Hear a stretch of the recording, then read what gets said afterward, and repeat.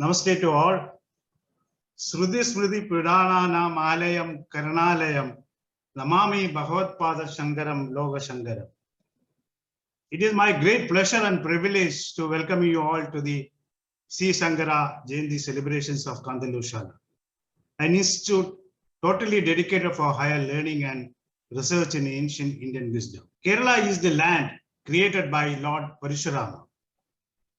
Just 2 days back, we observed Parashurama Jayanti, and today we are celebrating Shankara Jayanti. Parashurama created this land, and Shankara gave name to the land.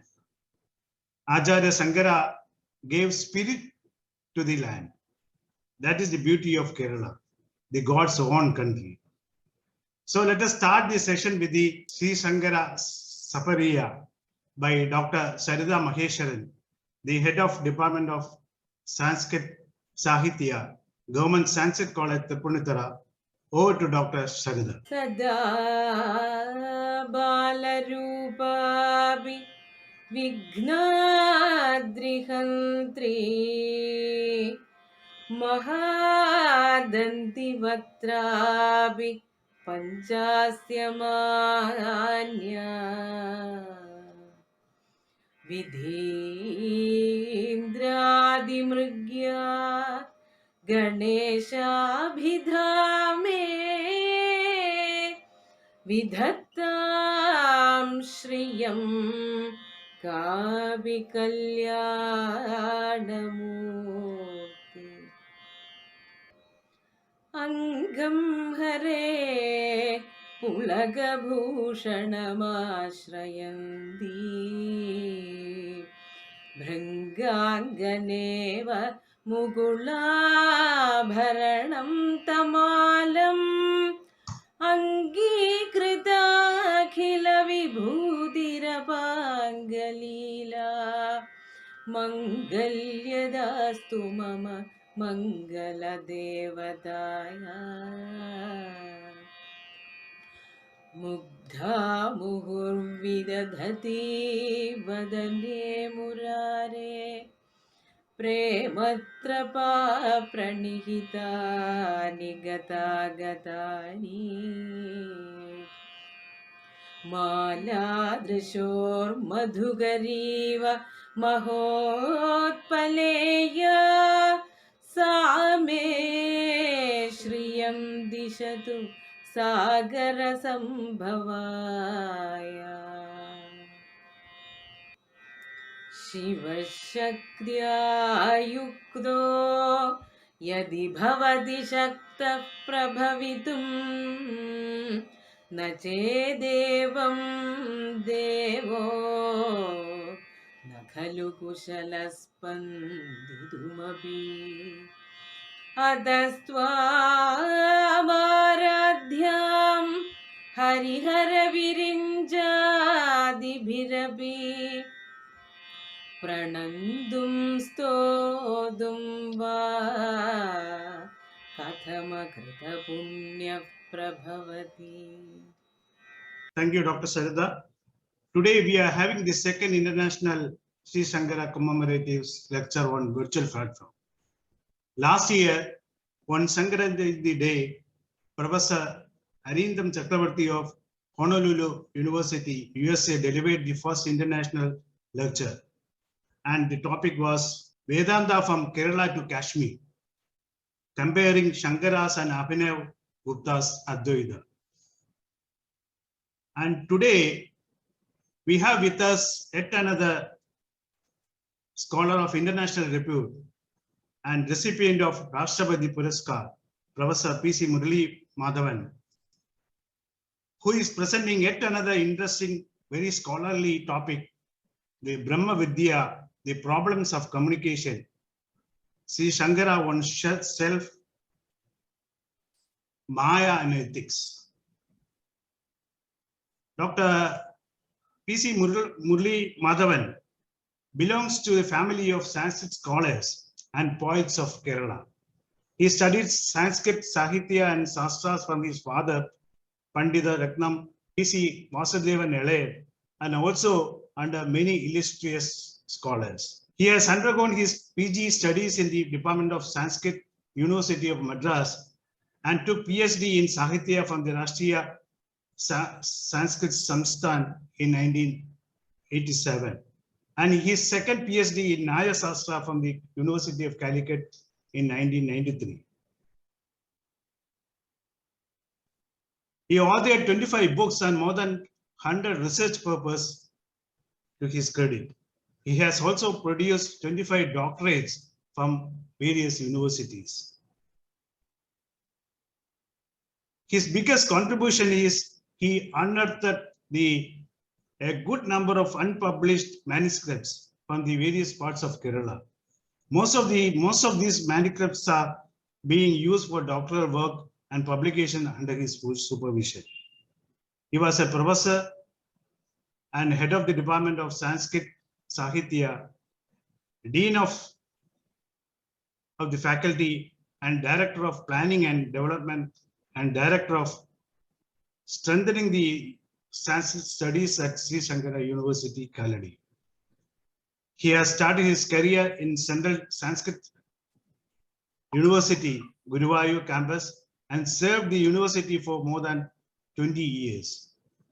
The governor of Kerala nominated him as a specialist in Sanskrit in the syndicate body of SRISANKARA University, Kaladi.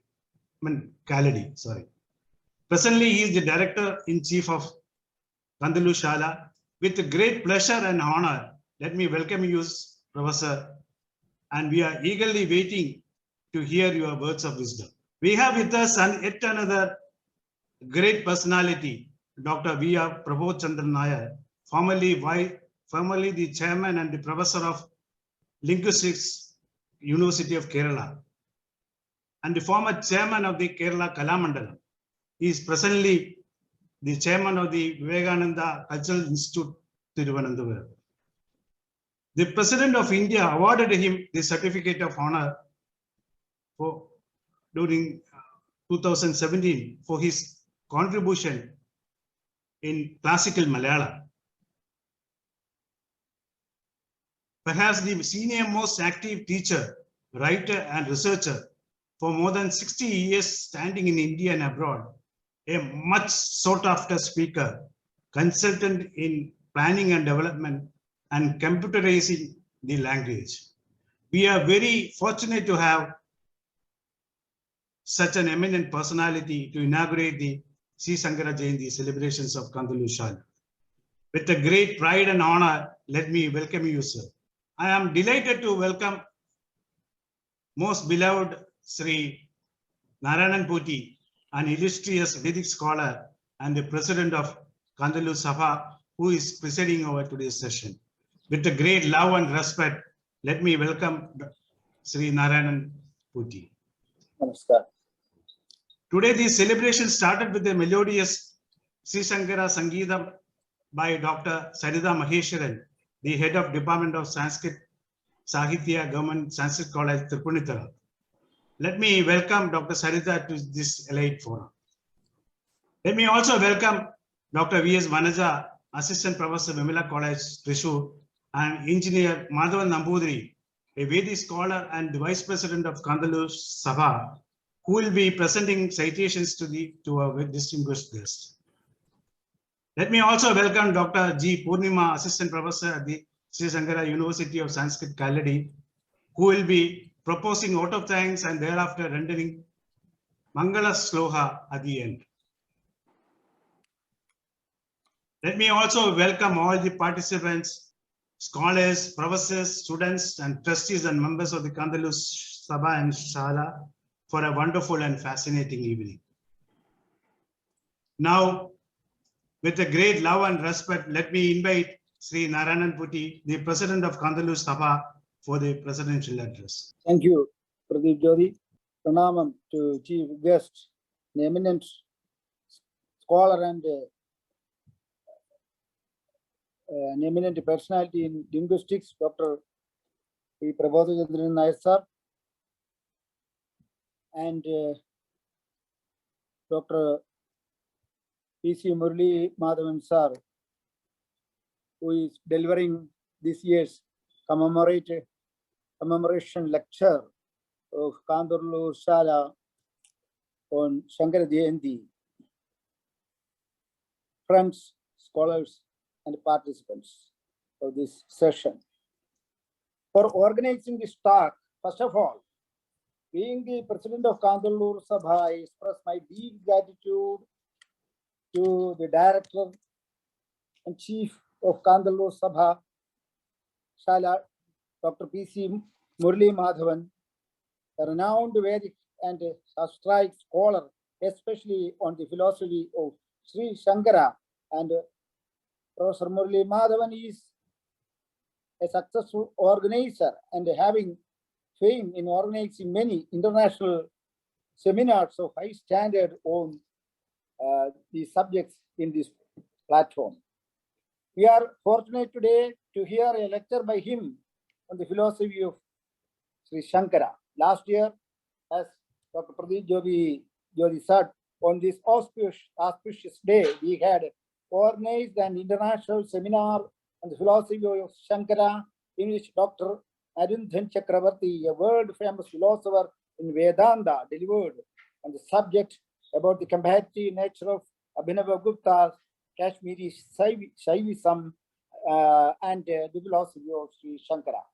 This time, Dr. P.C. MURALEEMADHAVan, an internationally famous scholar on this subject of philosophy of Shankara, is delivering here a talk on this subject, and we are very much proud about the fact that you are eagerly waiting to hear this talk.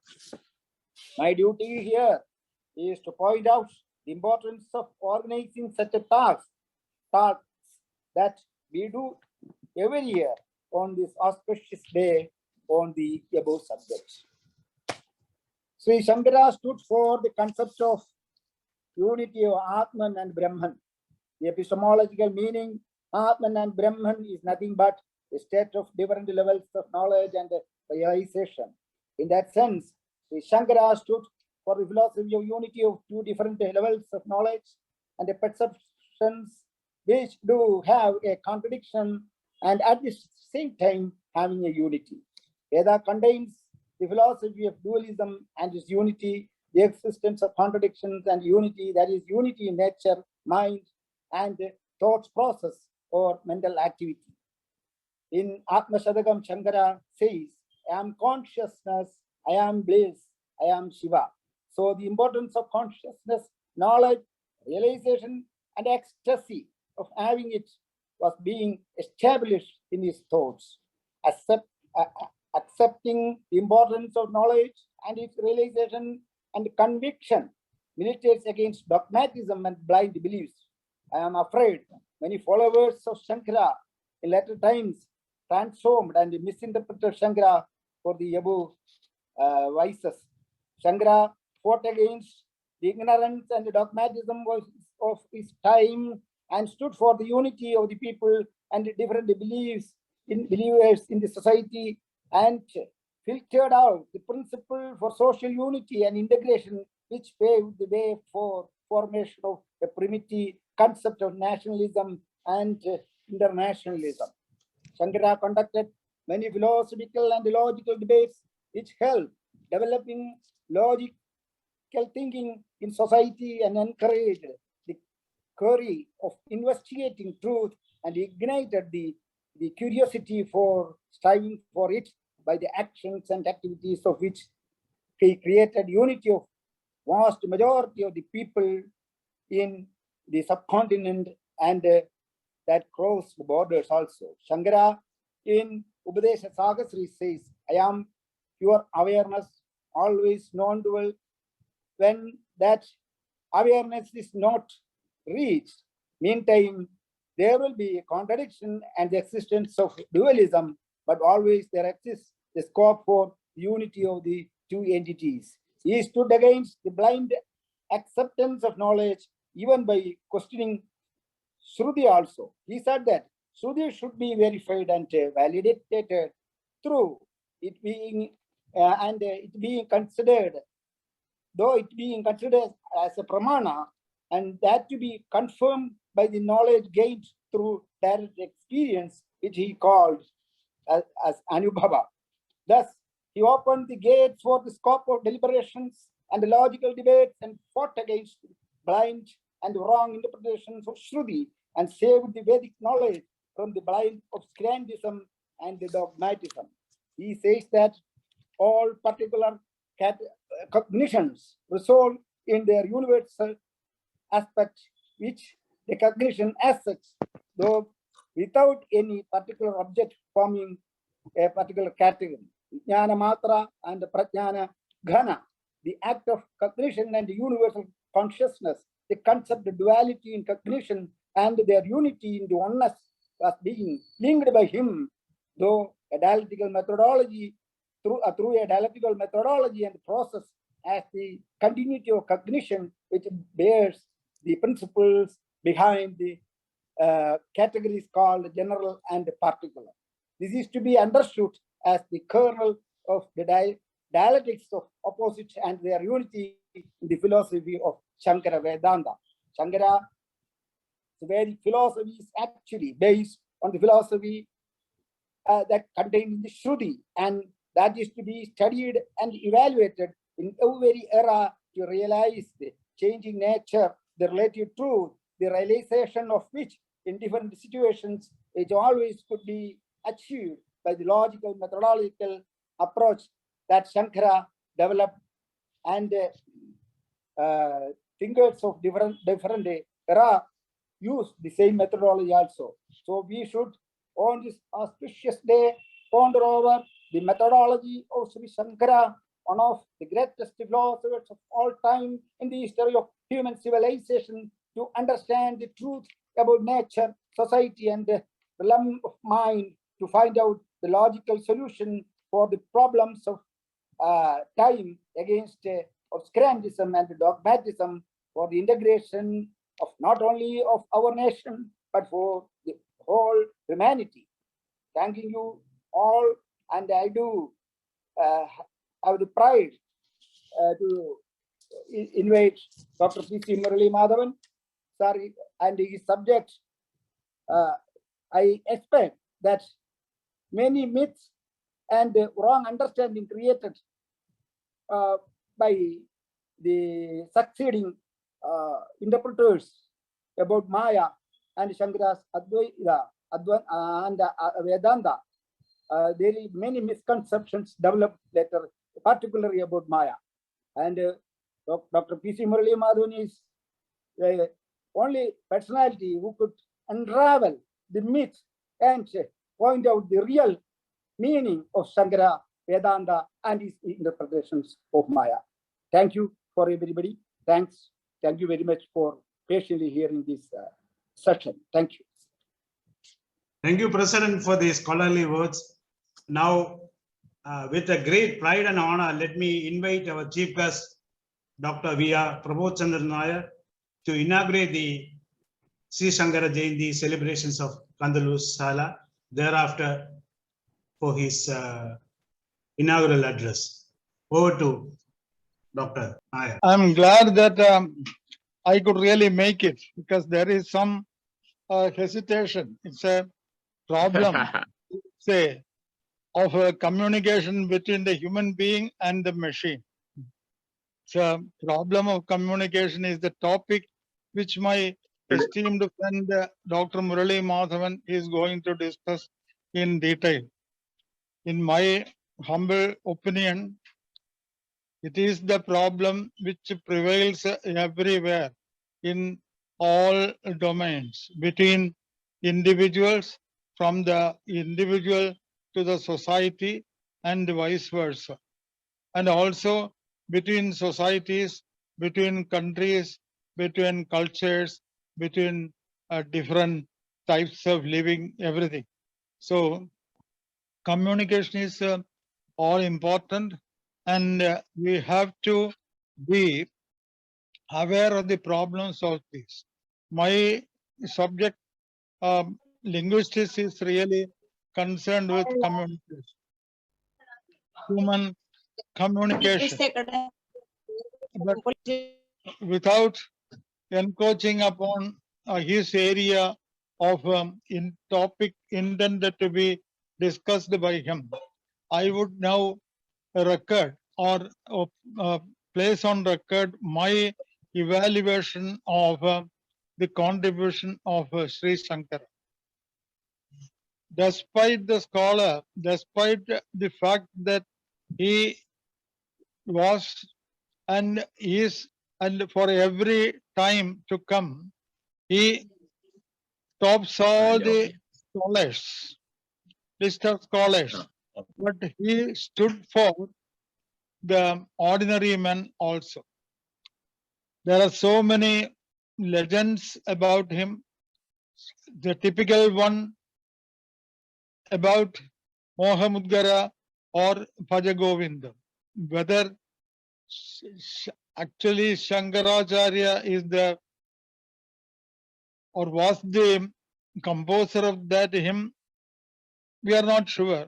But I would like to believe that certainly he was the composer. And there he states that what's the use of scholarship when the real, actual, critical time comes? Nahi rakshati dugranya karane. And in fact, he consoles the ordinary people that you need not be great scholars, that you need only be endowed with the sattvic quality of bhakti. Exactly the same note has been produced by the poet laureate of Kerala, Vallathol Narayana Menon, also in his famous poem called Bhakti and Vibhakti, Bhaktiyam Vibhaktiyam. One need not be a great scholar, one need not be a great philosopher, but it will suffice if one has got undivided devotion. And there, again, you know, the concept of Brahma is too abstract that ordinary people do not comprehend it at all. But for them, Shankara Bhagavatpada, he made it very clear that you can realize Brahma through any way. You can, he rooted or he composed a number of hymns or sutras devoting or expressing devotion to almost all types of different deities relating to Hinduism. And then he was also very much in say an expert in planning and development of the whole society. To my knowledge, in fact, no other scholar or philosopher has taken the trouble of seeing the whole India as one and the same. It is because of this Sankaracharya, who had his birth in Kaladi in Kerala, in the southmost part, if I may say so, the southmost part of the Indian subcontinent. He traveled all over the country, up to the Himalayas, and to the west as well as to the east. He surveyed the whole country and established 4 mathas, which are like the pillars of Indian culture, Sanatana Dharma.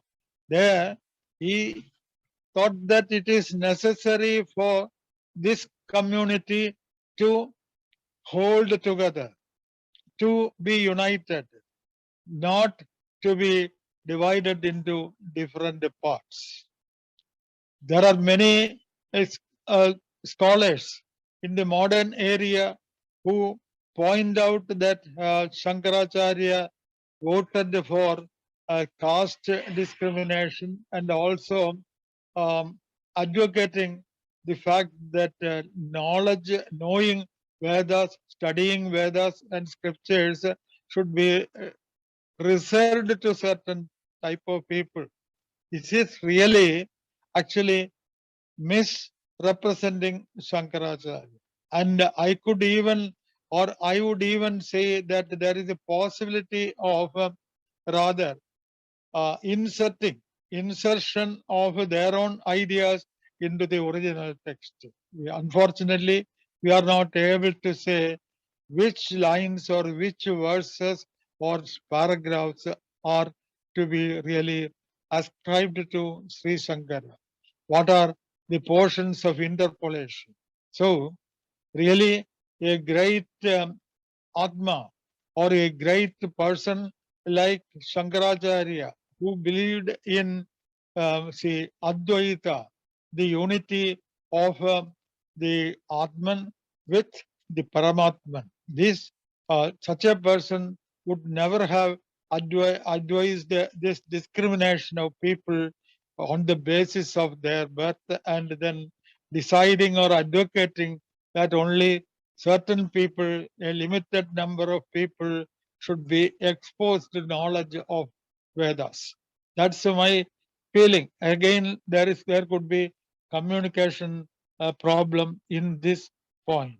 But this is extremely important. Shankaracharya was considered as the Pratyaksha Shankara. Then he did not confine himself to Shaivism. He was the most prominent, votary of the unity between Shaivism and Vaishnavism. And also, we have to take note of the fact that he underlined the importance of woman. He ultimately he considers Shakti, woman, is the most important factor. That's why he said that if Shiva is without Shakti, he becomes powerless. He cannot even move a bit.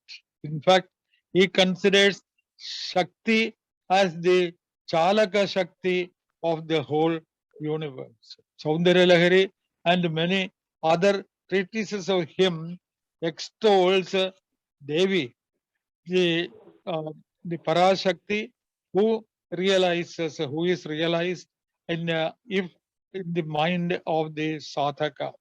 And from there, it is one's own duty to strengthen oneself, to empower the Kundalini Shakti in one's own self. So I will not really take more of your time, but I am extremely happy that you thought of inviting me to this August assembly and asking me to inaugurate this important function. Mantrahinam, Kriyahinam, Bhaktihinam, Sri Sankara, Yadhiritam, Mahasattva, Paripurnam, Tadastute. Namaste.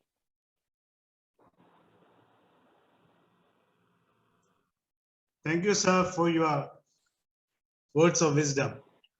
Let me now invite Professor P.C. MURALEEMADHAVAN to deliver the second International Sri Sankara commemorative lecture.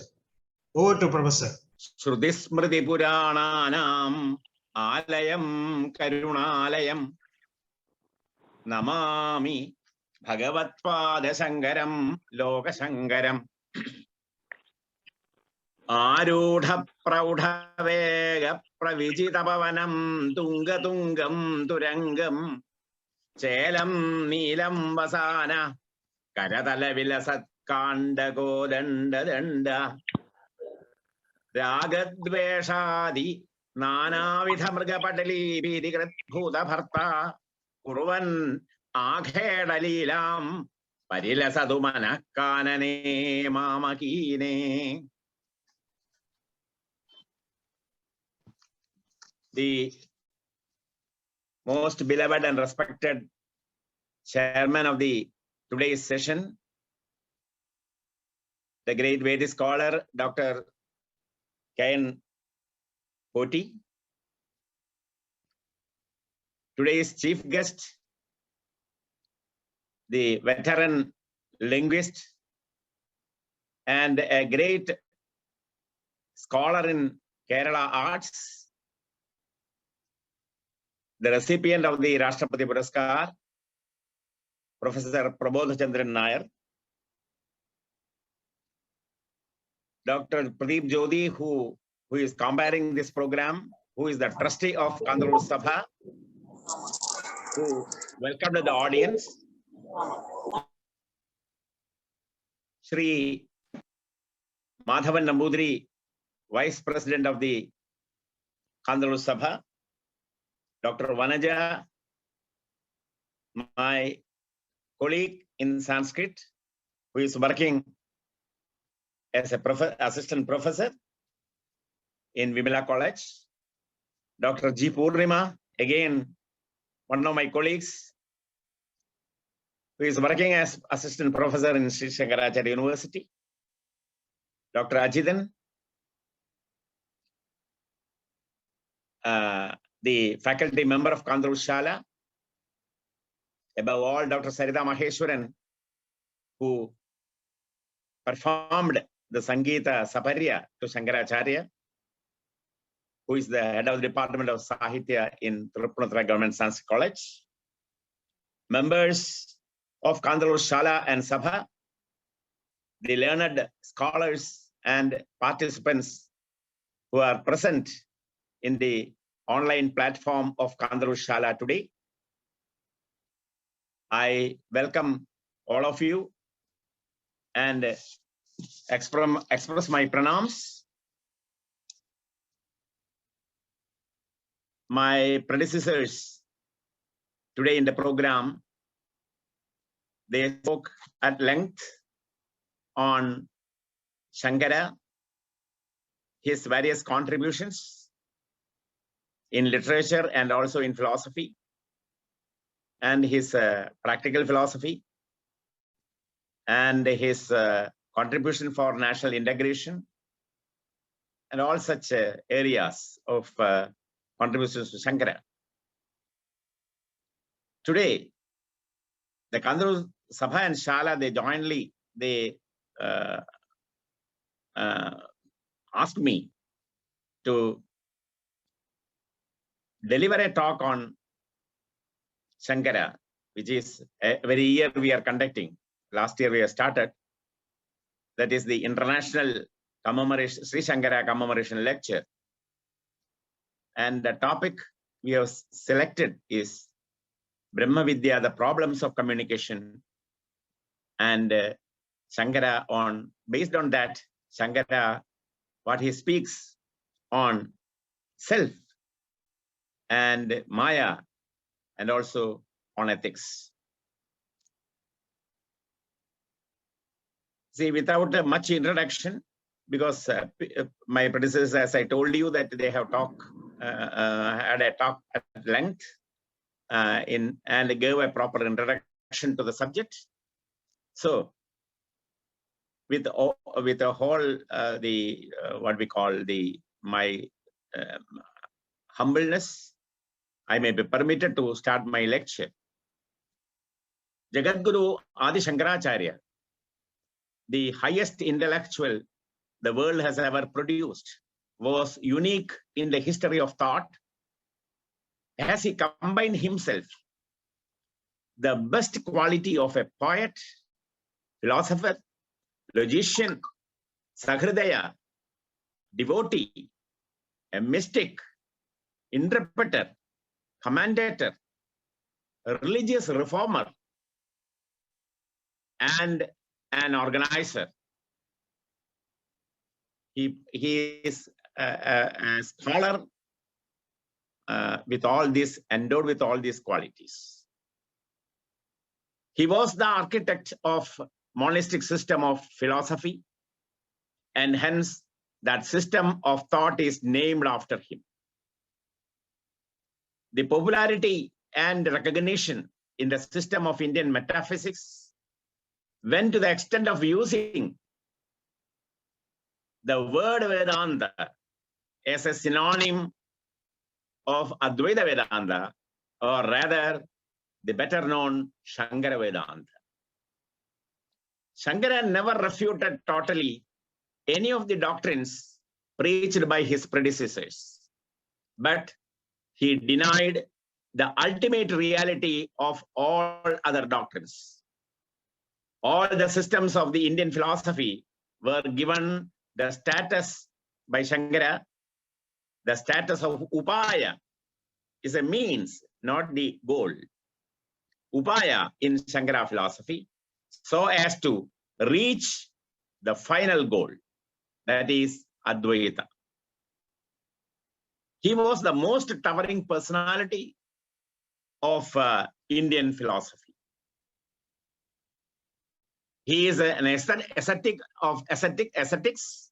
He is a philosopher of philosophers, poet of poets, the reformer of reformers, the commentator of commentators, even Acharya of Acharyas. Shankara throws behind him all the rishis and philosophers of the world behind him. Thus, the tribute goes to Shankara thus, Nastaumitam Vyasam Asheshamartham Samyang na sutrairapiyo babandha Vinapitaihi Sangradhidakhilartham Sri Shankaram Naumi. Even though Bharata Varsha has given birth to several acharyas, only the name of this youth was associated with the honorary titles of Jagadguru and Bhagavad-pada. No other acharya has entitled with such titles. Tradition in Kerala believes that Shankara is an incarnation of Vadakanatha, that is Lord Shiva, who gave a boon to Shiva Guru, a childless Nambudri, Brahmin of Kaipalli Mana, and belongs to Kaladi. The Vadakanatha or Uttaresha, rather in Sanskrit, the temple is situated in the heart of the city of Trishivapura. This is a modern Thrissur. And 4 ancient madhams of the disciples of Shankara, all these things show the close connection of the Thrissur city to the history of Shankara's life. The mortal remains of Shankara is said to be kept inside the famous temple where at present we can see the installation of Shankha and Chakra, and also a temple of Adi Shankara inside the Vadakanatha temple. As per available documents, most of the researchers arrived at the conclusion that Sri Shankara lived in between 788 to 820 AD. According to the famous verse, Ashtame Sarvavedajnaha, Dwadashe Sarvashastragaha, Shodashe Kritavan Bhashyam, Dvatrimse Munirabhega. According to this sloga, the Acharya completed his Prasthanatraya Bhashya by the age of 16. And during the second half of his lifetime, extending a period of 16 years, Sankaracharya went on foot throughout the length and breadth of the Bharatavarsha and conquered almost all his opponents like Mandana Mishra in the field and in the field of darshanas, and made them his foremost disciples. Actually, impelled by his strong sense of nationalism, he established several mathams in different parts of the country, among which 4 are to be specially mentioned. They are at Sringeri in south, Puri in the Puri in the east, Dwaraka in the west, and Badrinath in the north. In all these mathams, we can see his disciples without any break, even after 1,200 years. Here in Kerala, Acharya started several mathams through his disciples, and among them, the 4 madhams, Vadakke Madham, Tekke Madham, Naduvil Madham, and Idayil Madham at Trichur needs special reference. Even today, we can see the followers of Shankara in these madhams. Apart from his magnum opus, Prasthanatraya Bhashya, Shankara wrote several Prakarana Granthas like Viveka Chudamani, Upadesha Sahasri, Atma Bodha, Sarva Vedanta Siddhanta Sangraha, etc. Several other minor Prakarana Granthas to educate the ordinary people about his non-dualistic philosophy, which has gone deeper in his own bhashyas. It is very tough in bhashyas to follow it, understand it. Systematically, scientifically, they have to study the Shastras. But for ordinary people, he has written for the beginners. He has written the Prakarana Granthas of the so-called Atmabodha, etc. In all these works, the mentioned works, in all these works, Shankara has in crisp, simple language and in subtle logic elucidated the relation of the self and the Brahman, the supreme reality. Simple and attractive illustrations of Advaitic themes, the oneness of Jiva and Paramatma, and the unreality of these, the things in the world are well explained in these texts with beautiful drishtantas. Among the voluminous of his literature, we can come across treatises on Mantra Shastra, Sabarya Hridaya, and Prapanchasara actually belong to this group. Shankara, the great mystic, wrote a large number of devotional poems.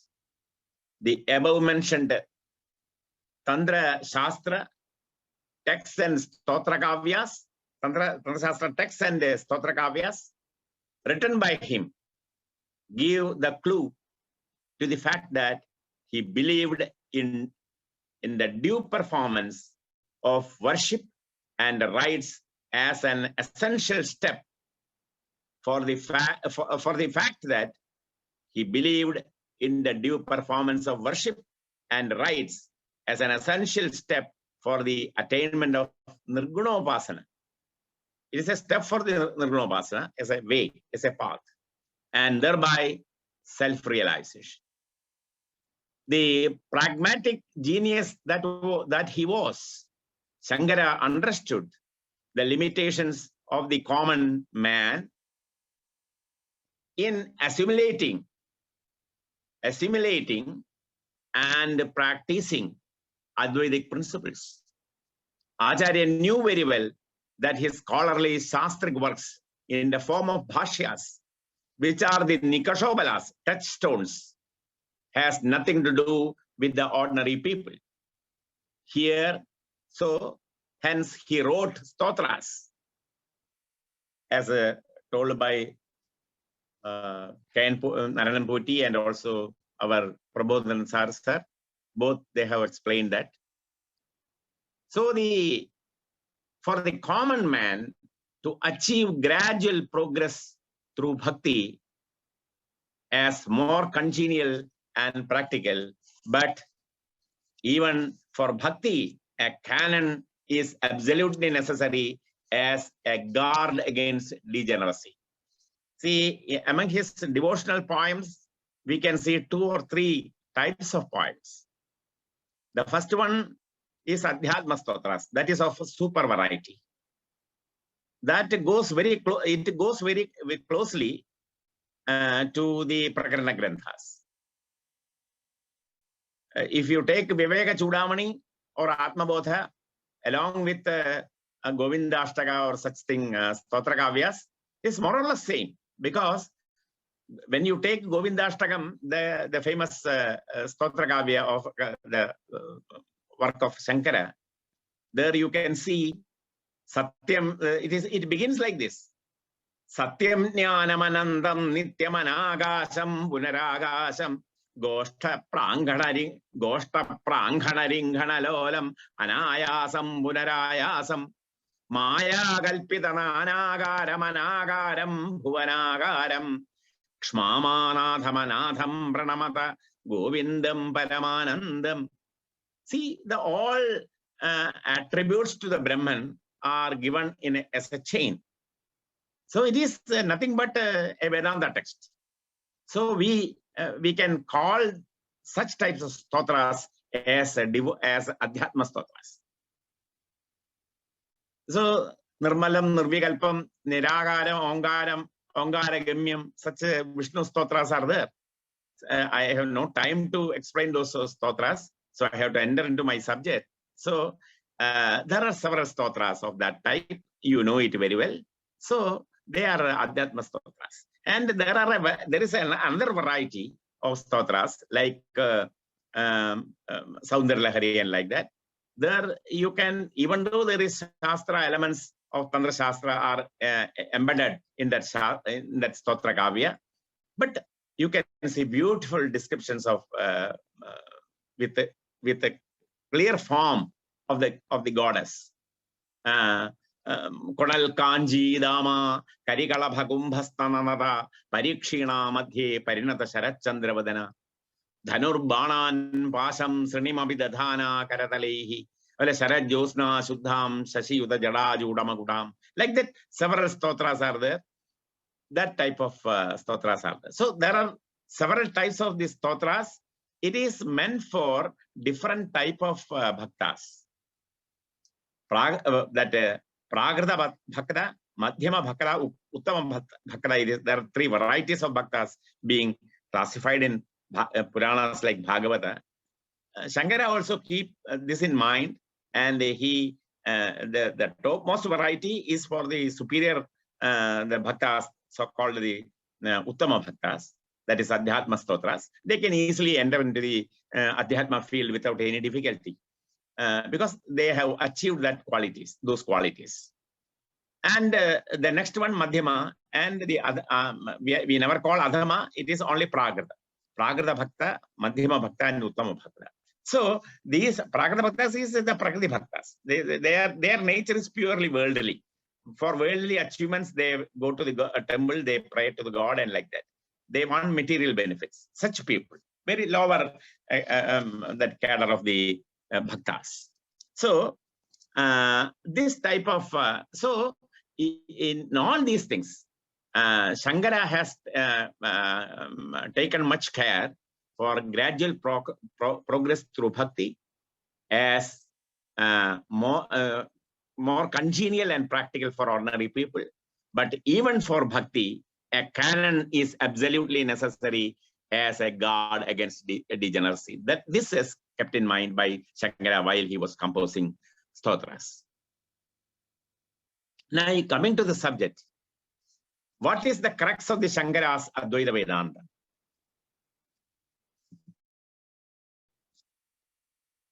This entire universe consists of two categories, Kshetra and Kshetrajna. Kshetra and Kshetrajna. The inanimate and animate. Kshetra is Jiva. Kshetrajna is Jiva. And his activities. So, Kshetrajna is Jiva. All his activities have the single purpose of getting happiness and avoiding grief. He does not always succeed. On the other hand, he gets inescapably enmeshed in the web created by himself. Shastra says that his basic error is that he considers himself to be the body and searches for happiness outside, even though, in fact, he is actually bliss himself. That he does not know This is his avidya, and mistaking the body for himself is the adhyasa. So he does not know that this is his avidya. So this is his avidya, and also he is mistaking the body for himself is his adhyasa. So how I am not the body? If you ask like that, in deep sleep, that is sushupti, you have no connection with the body, etc., and you enjoy your own natural bliss. It is a natural, natural bliss. Then why do I miss it while awake? In sushupti, I am getting this bliss, but when I am awake, how I miss it, that bliss, that ananda? It is because you commit the mistake of considering yourself as the body. Why do I commit this mistake? That is a question.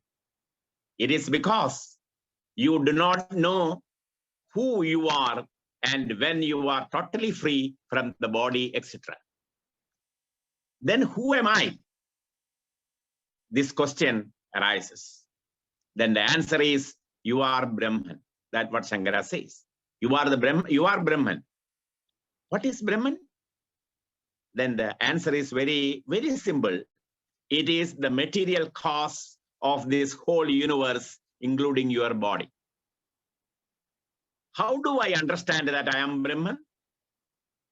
Then says, the answer is, Brahman is Satyam, that is unchanging, Jnanam, that stuff which takes the form of various knowledge, like this is pot, this is mat, etc., such type of knowledge, while remaining unchanging in itself, and Anandam, that is unlimited in every sense of the word. The universe is asatyam, that is changing, just opposite to all these things. The universe is asatyam, what we are seeing with our eye. This we sense the universe is asatyam, changing, and jadam, that is inert, and sandam, that is limited, unlike Brahman. It is limited, unlike Brahman. Though it is not itself benefit of Brahman, the very nature of Brahman is Anandam, that is bliss. It is one and only one because of its Jnana. You mean to say that I am this Brahman? Yes, you are Brahman.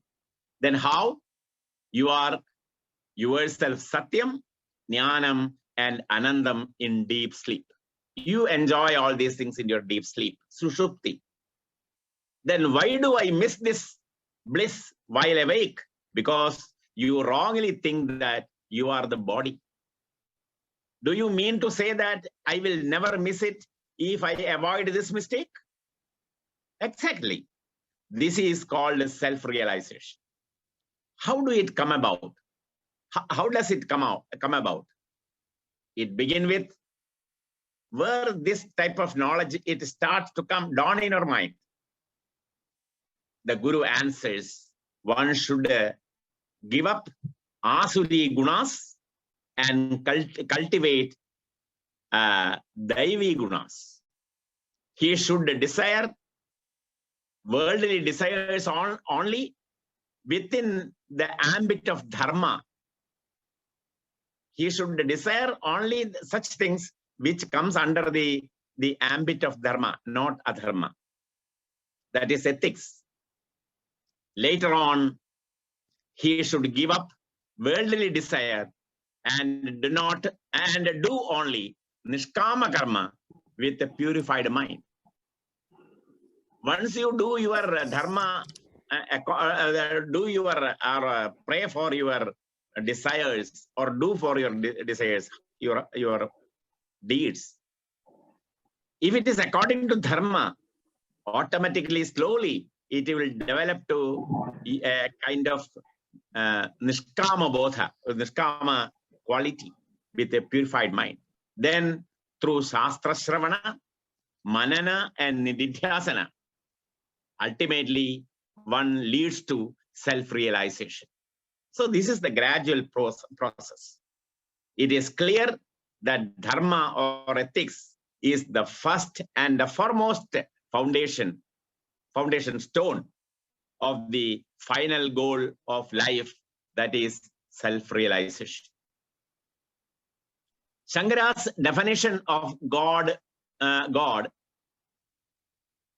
it makes clear that according to him, God is not an entity numerically different from the absolute, but is in essence identical with the absolute.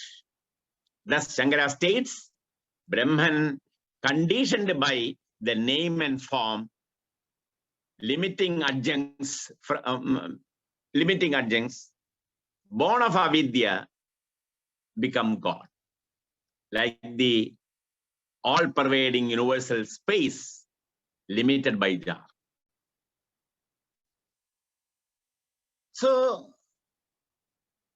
Shankara has finally Shankara's attitude towards or his principle, his doctrine regarding the God, the concept of God is like this.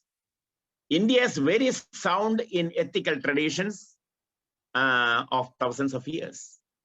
In India, ethical problems have been approached in relation to all the fundamental issues of life and society, and so they are mixed up with metaphysical, social, and axiological problems. Ethics in India is depend upon a view of life, that is darshana, born of tradition, reflection, and insight. So tradition, reflection, and insight. It is based on values. Monier Williams says that Shankara is one of the greatest religious leaders that India has ever produced. This consideration is due to Shankara's way of life. So, actually, Shankara's monastic interpretation of Vedanta has been considered as the illusionistic monism by scholars like Charis Amour, like that. So many people are there, followers of that.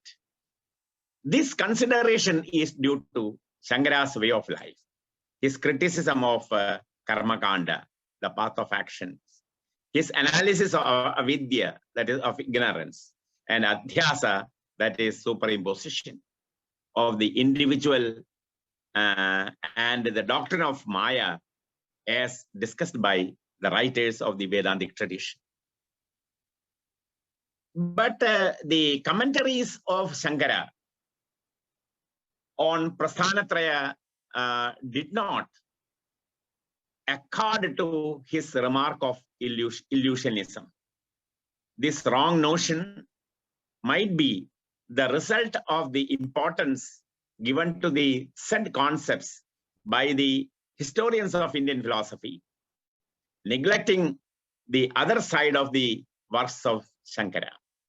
So, a rather insignificant and misinterpreted concept, Maya, has been given undue importance and significance in Shankara's philosophy by the historians of, not only merely historians, philosophers, those who are commented upon or interpreted upon Shankara's philosophy, they have given such ideas. The author of A History of Indian Philosophy, S.N. Dasgupta, states that Shankara never tries to prove that the world is Maya, but accepts it as an indisputable. Shankara does not say that the world is unreal. That is very important. Nowadays, all the people, normally a majority of the people, when those who deal with Indian philosophy, especially Shankara Vedanta, they say that Shankara told that the entire world is a Maya, a unreal thing. But Shankara does not say that the world is unreal. But on the other hand, the experience in the world and what we perceive around us cease to exist after some time. This is the nature of the world. It is not unreal. For some time it is real, but not permanently real. In our external conditions, everything around us is real, but at the same time, the external world around us changes from time to time, and ultimately, at one time, it ceases. It does not mean that the world is unreal. Shankara never told that the world is unreal or Maya, but its appearance of multiplicity changes and vanishes after some time.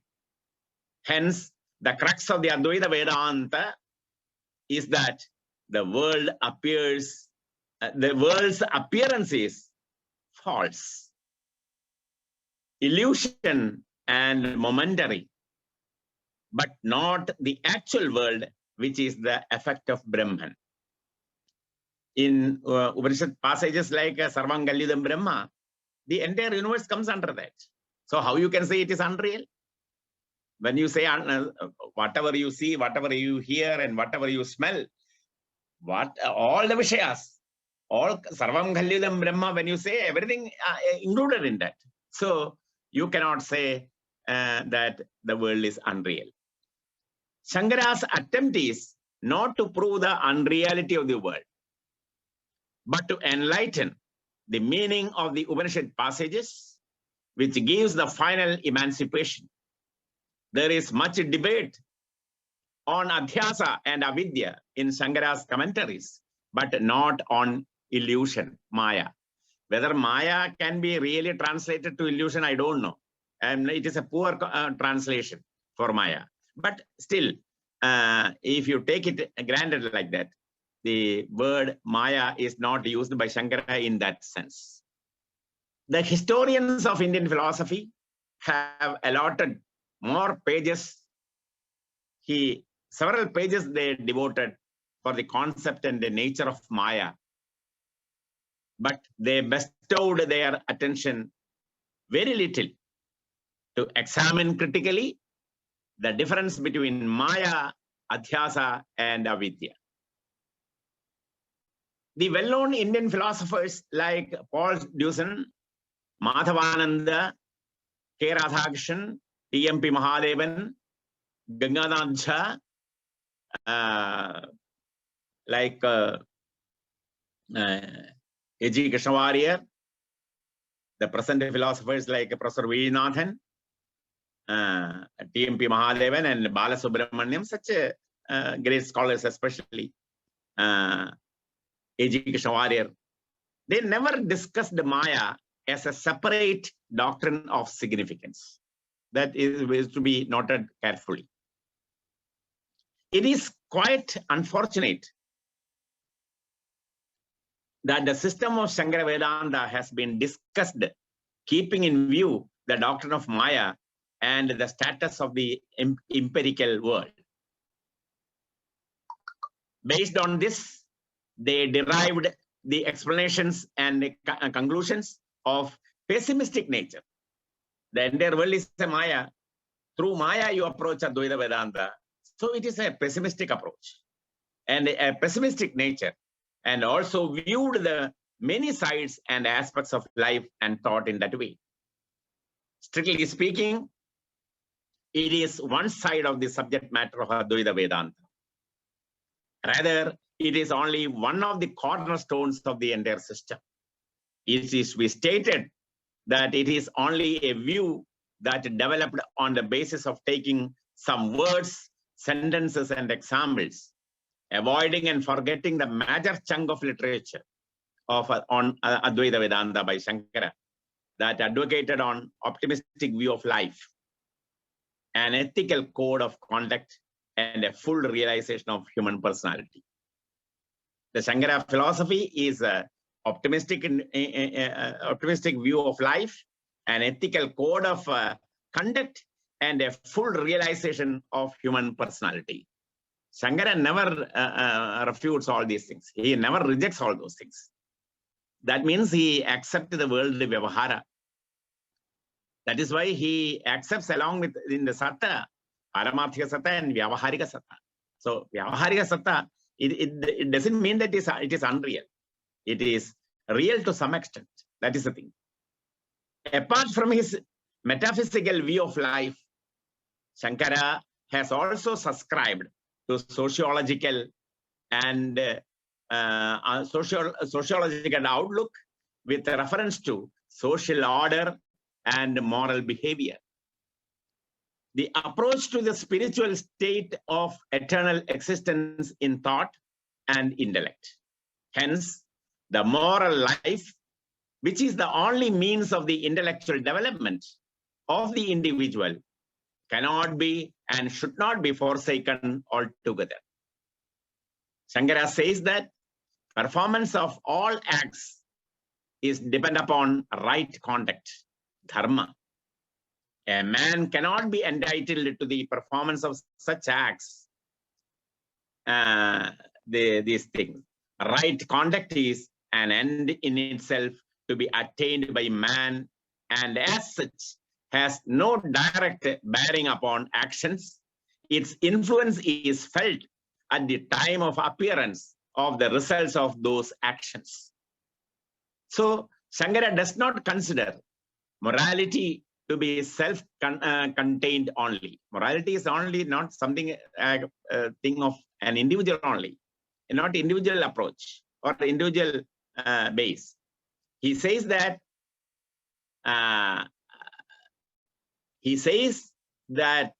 right conduct has the absolute as well as the relative value. Both, he says. The acceptance of the duties meant for different stages of life proves Shankara's emphasis on the adoption of ethical life as the necessary means for the attainment of liberation on the part of individual. Hence, Shankara in his commentaries on Upanishads states that an aspirant has to take both paths of action and renunciation co-jointly. He says that it is only action. He says that the path of action and renunciation should go together. The virtues like self-control, charity, compassion, etc. are the means of attainment of true knowledge. These virtues have also been regarded by him, by Shankara, to be helpful for abhyudaya or prosperity. The ethical principles, which are the outcome of intellect, are not only conducive to the worldly prosperity, but also the right means of the attainment of true knowledge, ending in liberation, the final emancipation. Man's intellect, which is at the root of his material and social progress, is a wonderful instrument at his disposal. Only through this one can follow the ideal nishkama karma without any longing for its results.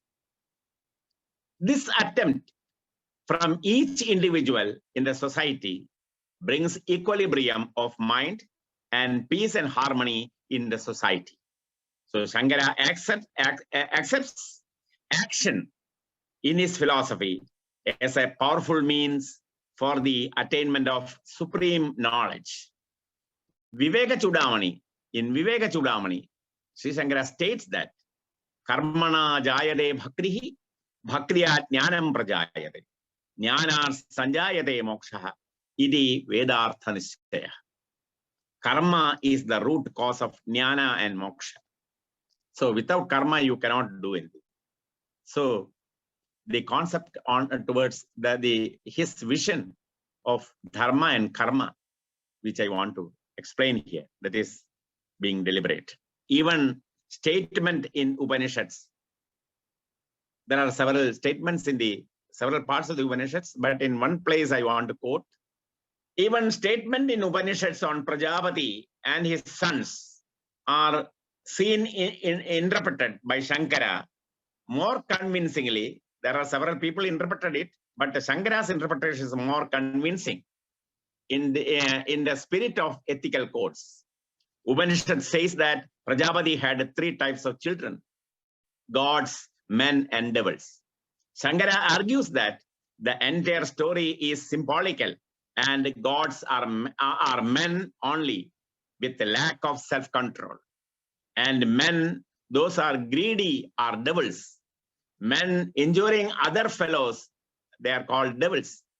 Hence, the instruction of Prajapati to practice self-control, charity, and compassion, to compassion, that is to gods, men, and devils. These are to gods, men, and devils, respectively, by Prajapati, are the advice given to the humanity as a whole. So, these 3 types of people, they have to undergo this austerity. According to Shankara, the aim of Vedanta is to bring the identity of individual self with the supreme self. It is not something to be achieved, since immortality is the very nature of the self. It is only a realization. It is only a realization. It is not something to be achieved from outside. It is already there, already within. It is only an unveiling, that's all. According to Shankara, a man needs prohibitions and injunctions while he identifies his self with his body. That is very important. While he identifies his self with his body, he needs prohibitions and injunctions. Several advices from ethical point of view are given by Shankara in this state of life, apart from prohibitions and injunctions. The practice of celibacy, austerity, truthfulness, control of senses, and non-injury are auxiliaries in all the life stages. Not only in one stage, in all stages, these are auxiliaries. The life of spirit is undoubtedly the life of fullness and perfection. It must necessarily lead to the progress of the individual, as well as that of the society. Not only of individual, of the society also, both from the material and the spiritual point of view. Shankara's ethics is representative of Indian cultural traditions, based on Upanishadic thought and based on reality, and is spiritual and humanistic in nature, and accepts liberation as the ultimate value. Being, consciousness, and bliss are not related to one another. In the case of a lotus of deep blue color, the word deep is an adjective in the blue color. The word being, on the contrary, is not adjectival to consciousness, nor consciousness to bliss. They are all adjectives to the self. So Satyam Jnanam Anandam, Satyam Jnanam Satta Chitta Ananda. So these attributes we are talking, they are all adjectives to the self. Hence, they directly refer to the self. They are not synonymous in nature. Refer to the self. Each of them independently expresses the full nature of the self. It may be asked, why is then the use of 3 different words?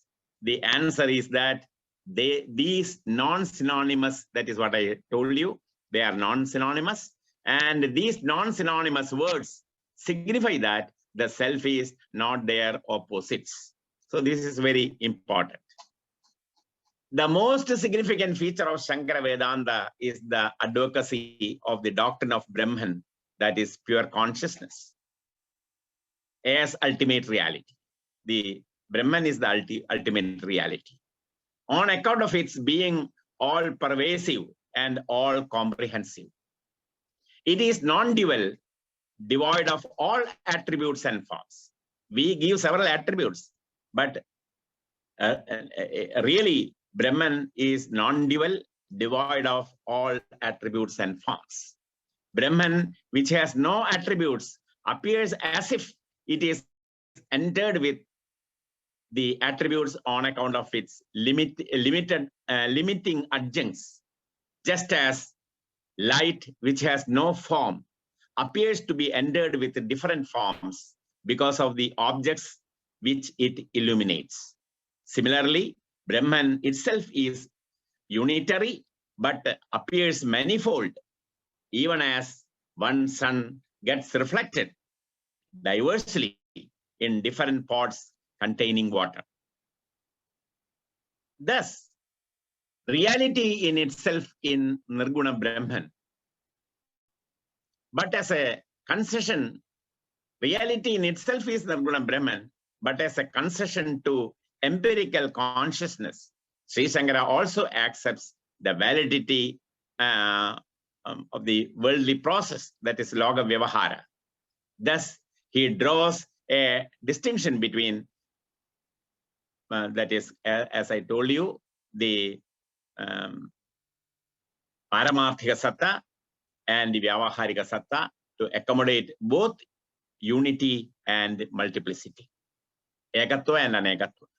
That is why these two, Paramarthika Satta and Vyavaharika Satta, has been accepted as doctrines in his philosophy. But the benefit of the unity, it has no existence. That is very important. The multiplicity is no way less real or less significant in as much as it is one with unity. Multiplicity is one with unity. So it is not less, or it is no way less real or less significant in as much as it is one with unity. The entire world is as an adhyasa on the Brahman. So it is not, that is why Sarvam Kalhidam Brahma, Brahmavid Brahmaiva Bhavadi, such Upanishadic expressions are there available. The multiplicity, so it is one with unity, but benefit of the unity, it has no existence and no significance because it has no essence or existence outside the unity.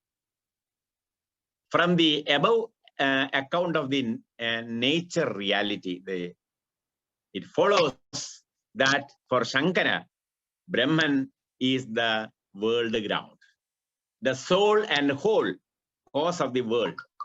It is the soul and whole cause of the world. Brahman, conceived as Ishvara, is both the efficient and the material cause of the world. The world has its origin and sustains as reabsorption in Brahman. World creation is just a Leela without involving any effort on the part of Brahman.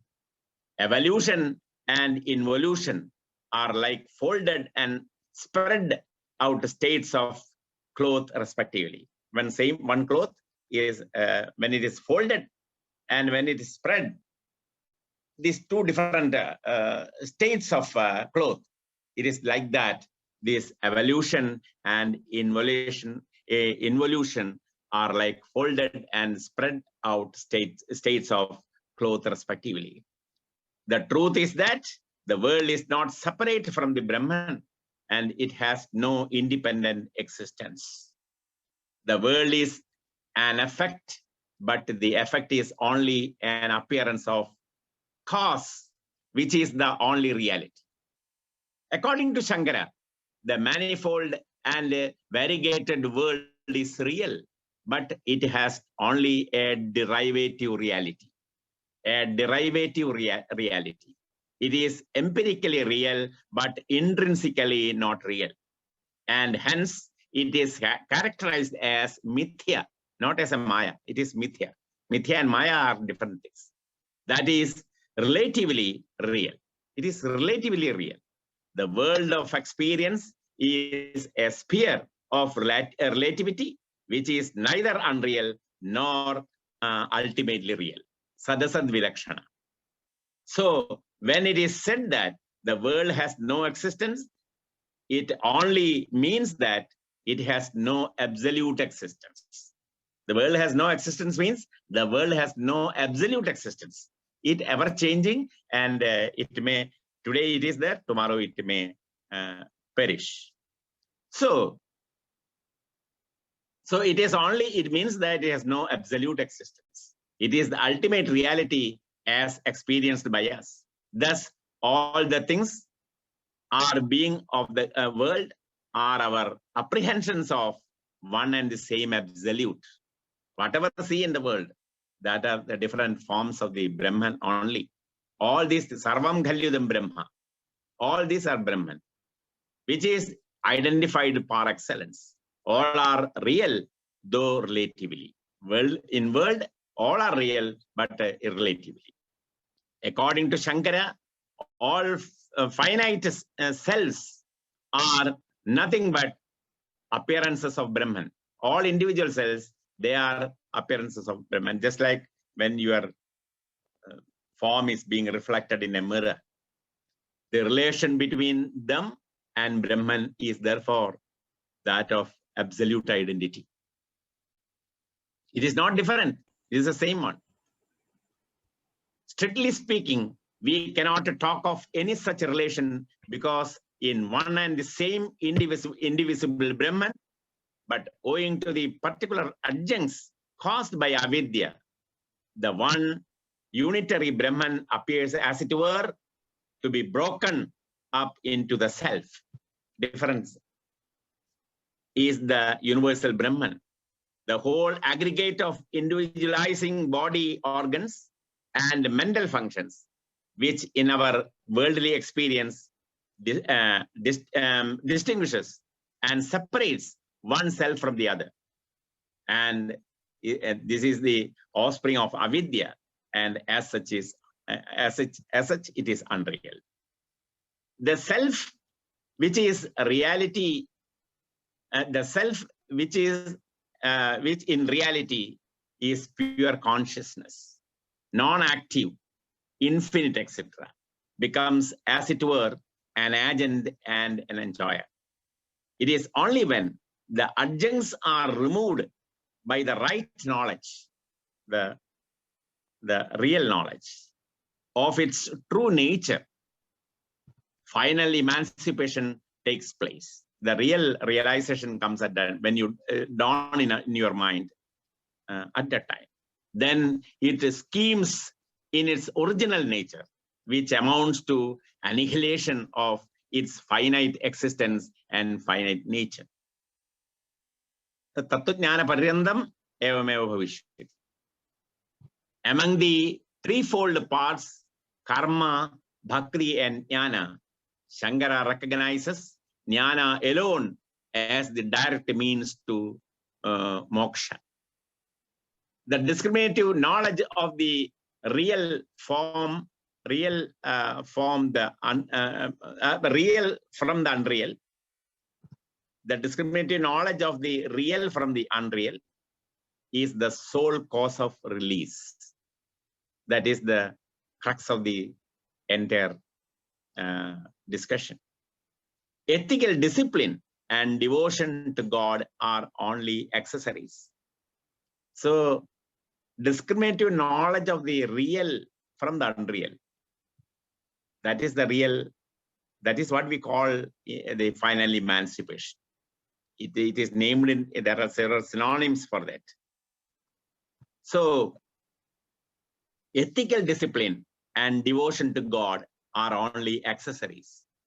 Since bondage is due to ignorance of the real nature of the self, true knowledge alone can bring about release. Karma and bhakti may help us in urging to know the real. They may urge you and they will support you in all sense. but that is not the main instrument for moksha. The main instrument for moksha, the main cause is jnana.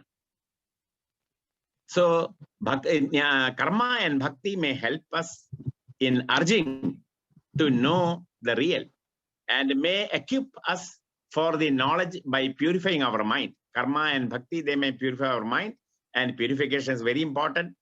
Karmana jayade bhakti, bhakti jnanam prajayade. In there, it is well explained.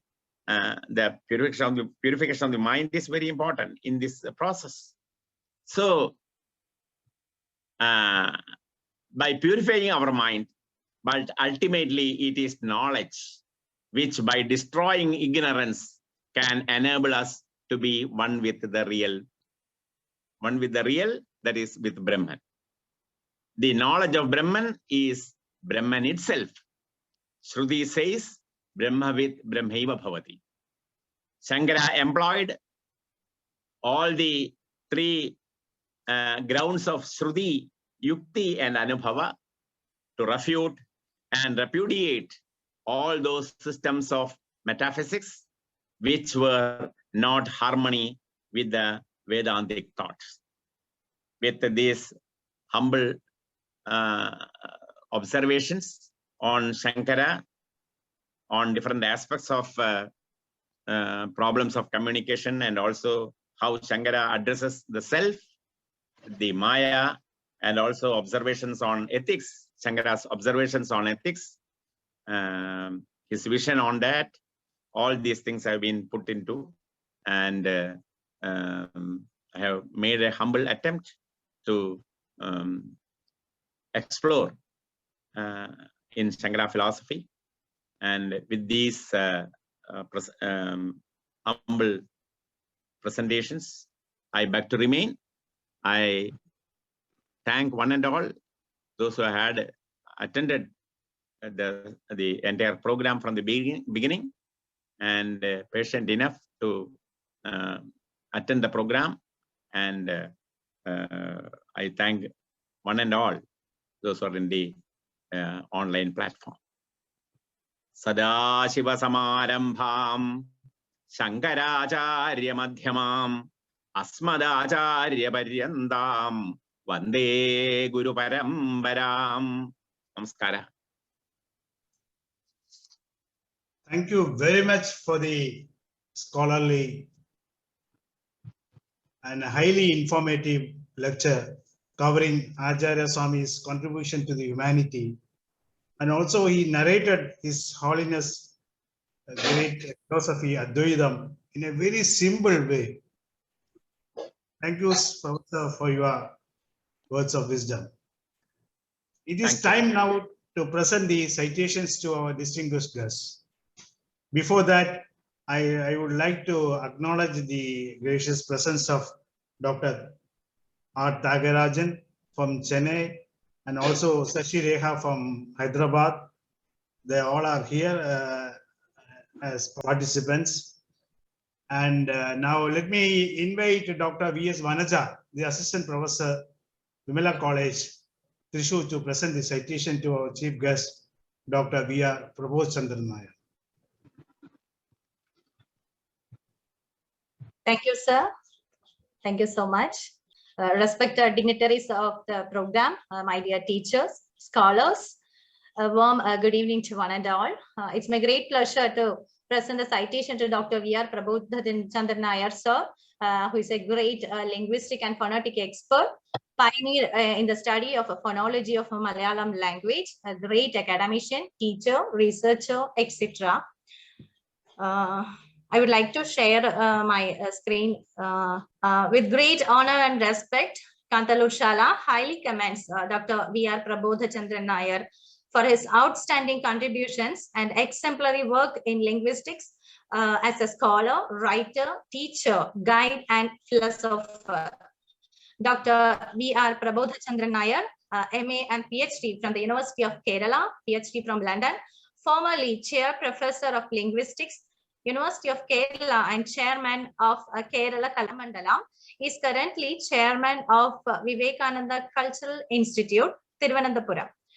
The President of India awarded him the Certificate of Honor for 2017 for his outstanding scholarship in classical Malayalam.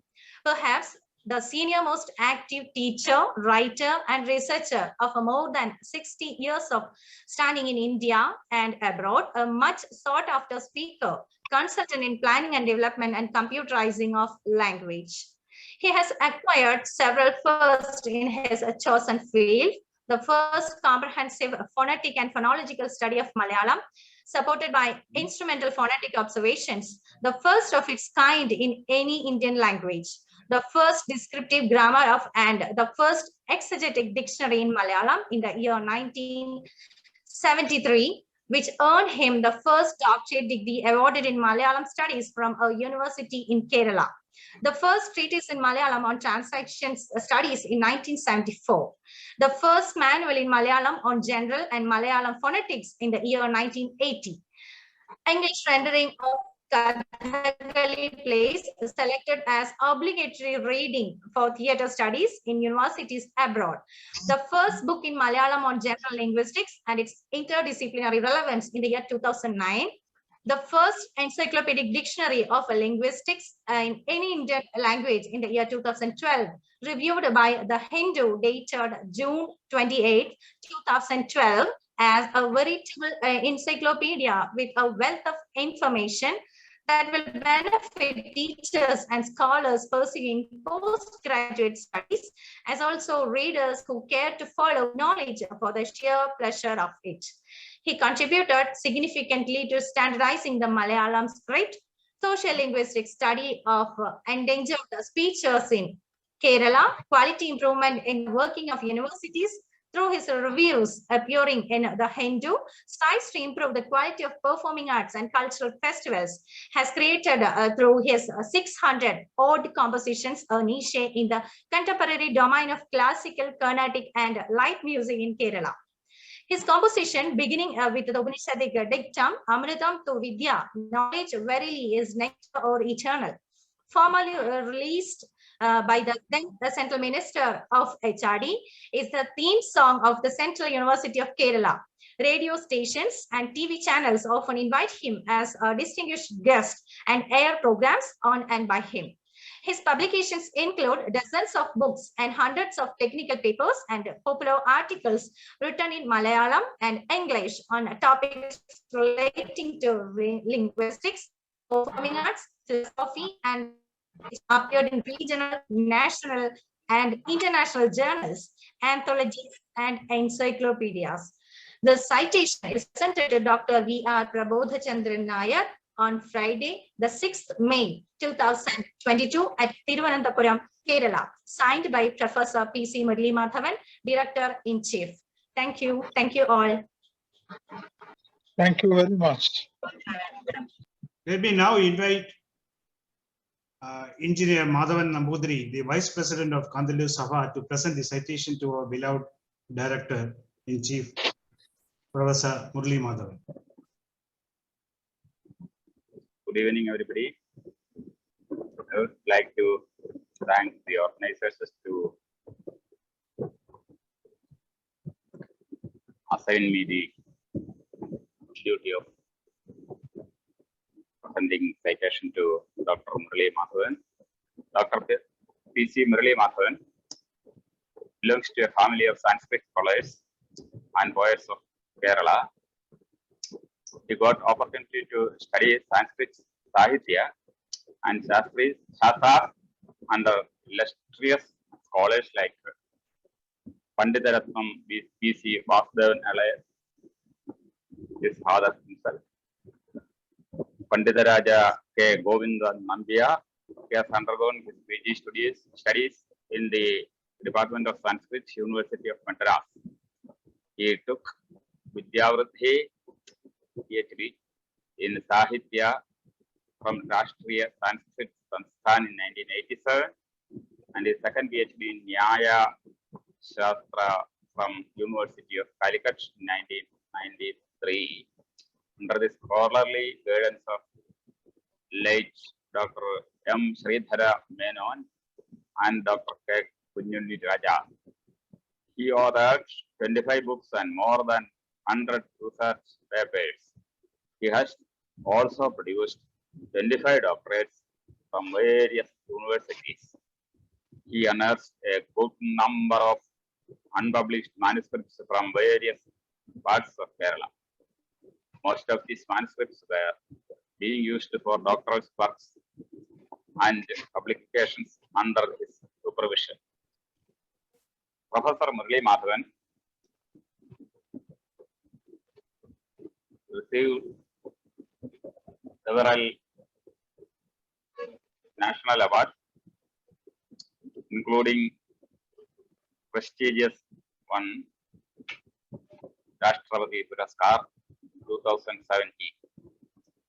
He has been invited by several universities from both India and outside for various research, academic activities, and lectures. He has been nominated by MHRD to World Sanskrit Conference organized by Kyoto University, Japan, and Edinburgh University, UK, for traditional Shastra. He was appointed as convener of several sessions in World Sanskrit Conference held in India and abroad. Along with Professor Satyavrata Shastri, he was appointed as a member in the committee by MHRD for the upgradation of Rashtriya Sanskrit Sansthan as a Central Sanskrit University. He was member of Planning Board and Central Research Committee of Central Sanskrit University, Delhi. Dr. MURALEEMADHAVAN was professor and head of Department of Sanskrit Sahitya of the faculty, Director of Planning and Development, and Director of Strengthening of Sanskrit Studies at SS University, Kaladi. He has started his career in Central Sanskrit University, Guruvayur campus, and served that university for 20 years. He retired as professor and head of from CSU in 2017. The Governor of Kerala nominated him as a specialist in Sanskrit in the syndicate body of SRISANKARA University, Kaladi. Kerala government appointed him as state-level coordinator of research-oriented project in Sanskrit, the erudite. He was appointed by MHRD as the chairman of CIF Shows Sansthan at Viravam, Kerala, and as chairman of CSC Palisheri under the Adarsh Mahavidyalaya scheme. He is the founder chairman of Raja Academy of Indological Research. He has been selected as president of Vedanta Vichintana Kendram under Sri Sankaracharya Mutt, Thrissur in 2018.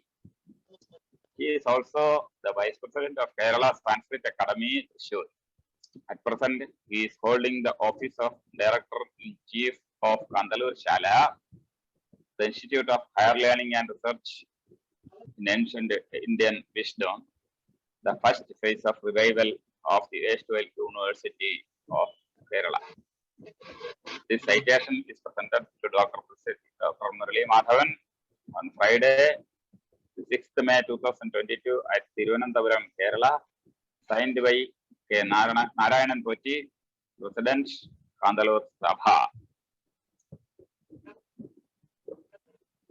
Let me now invite Dr. G. Purnima, the Assistant Professor of SRISANKARA University of Sanskrit, Kaladi, to propose vote of thanks and thereafter to render Mangala Slogam. Over to Dr. G. Purnima. Humble pranams to one and all present here. I'm glad to propose vote of thanks in this second SRISANKARA International Commemorial Lecture organized by Kantaloor Sala. And it's my great pleasure that my guru and mentor, Dr. P.C. MURALEEMADHAVAN, has delivered the the lecture here. First of all, I thank Dr. Sarita Maheshwaran for her Sangeeta Sapariya, SRISANKARA Sangeeta Sapariya. I also express on behalf of all of you, I express my great gratitude towards Dr. Pradeep Jyoti, who is coordinating the whole program. And Dr. Narayanan Pochi presided over the function program. Actually, he has given an apt introduction to the program by pointing out the perceptions of Sri Sankaracharya on Advaita. Sir, we thank you for your words, wonderful words and thought-provoking words. Thank you, sir. Dr. V.R. Prabodhachandran, sir, the veteran linguist of Kerala and a multidisciplinary scholar, has enlightened us with his inaugural speech by pointing out Shankaracharya's contribution towards national integration, importance of women, and importance of devotion over scholarship. Thank you, sir, for your words, scholarly words. Thank you. On behalf of Kantaloor Sala and all the dignitaries present here, I thank you, sir. Thank you very much. Now, Dr. P.C. MURALEEMADHAVAN, with a limited time, he has succeeded in pointing out the perceptions of Shankaracharya regarding self, Maya, and ethics. Actually, he has pointed out the pragmatic views of Shankaracharya in his scholarly words. On behalf of all of you present here, I thank you, sir. We all know that he is the torch bearer of the whole programs, of the whole academic programs of the Kantaloor Sala. Yet I thank on behalf of all the dignitaries present here. Thank you, sir, for your scholarly words. Now, Dr. V.S. Vanaja of Vimala College, Assistant Professor of Vimala College, and Dr. Madhavan Nambudiri, Vice President of Kantaloor Sala, has delivered the presentation ceremony, has presented the citations. On behalf of Kantaloor Sala, I thank them.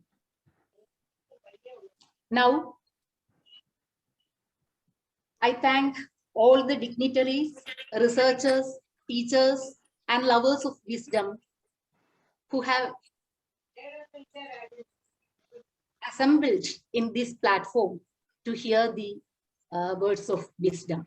So I thank all of you on behalf of Kantaloor Sala, and once again, thanks to all. Now, this is the Mangala Shloka. It is from Vishnu Padadikeshastava of Sri Sankaracharya. The first verse of Vishnu Padadikeshastava. Lakshmi Bhartur Bhujagre Krutavasati Sitam Yasya Rupam Vishalam Neeladre Tunga Shringasthitamiva Rajaninath Bimbam Vibhati Payam Panchajanya Sakaladiti Janatrasanai Surayan Svairnidvanai Niradaughadvani Parabhavadai Rambaram Kamburaja. Namaste. Thank you, Dr. G. Purnima, for a melodious Mangala slogam and also summarizing today's session in a very wonderful way. Thank you, madam. Thank you very much. And let me invite our President, Sri Narana Poti, to close this session. Thank you, Pradeep Jyoti. It was a wonderful scholarly presentation. And as I have pointed out, some points for solving some myths and exposing some riddles. I have put a question to Dr. MURALEEMADHAVAN sir.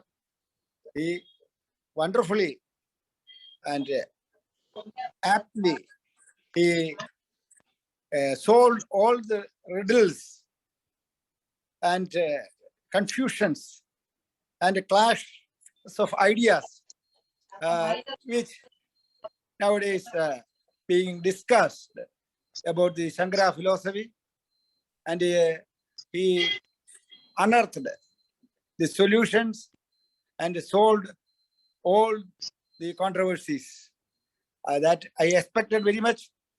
He is the only one person who could, with such a wisdom, to solve these intellectual controversies. So as I expected, he gave apt answers to the riddles of knowledge problems that we met while reading Shankara's philosophy. It was a wonderful lecture, and it had an international standard, just like the previous our lecture of Arindam Chakravarti almost tallied with him in the scholarly standard and its presentation. So he is a wonderful personality.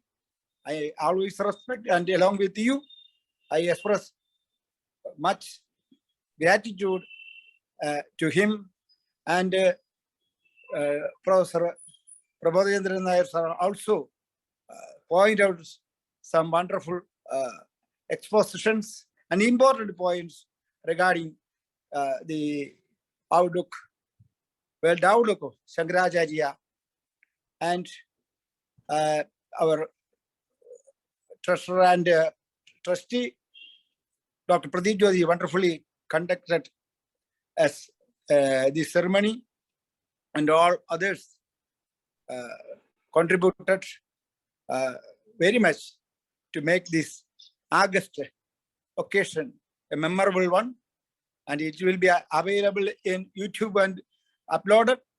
It will be presented to the scholars of all over the world. Thank you very much.